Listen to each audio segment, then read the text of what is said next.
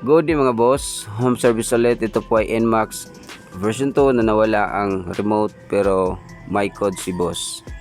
So ang ginagawa natin, nag-activate tayo ng bagong remote at dinilit or dini-activate natin ang nawalang remote ni boss para kung sakaling may makapulot, hindi na magagamit sa motor ni boss.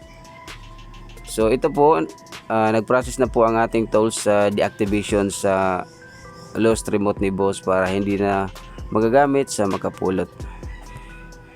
So sa mga tao dyan na nawala ng code, nawala ng remote, pwede kayong tumawag or mag-text sa number na nandun sa screen para mag-guide ko kayo kung saan nyo pwedeng ipadalain ng mga receiver kung sakaling hindi kayo taga Cebu.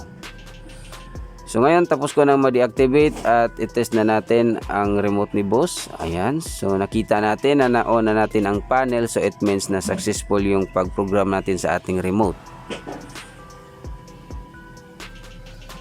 Alright, so ulitin ko, kung hindi kayo taga Cebu, pwede kayong tumawag or mag-text sa number na nandun sa screen para mag-guide ko kayo kung saan nyo pwedeng ipadalain yung mga receiver.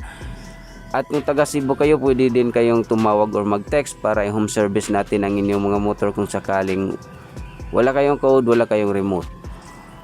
Okay, so hanggang dito lang tayo at salamat sa palaging panonood sa ating channel. Salamat mga boss.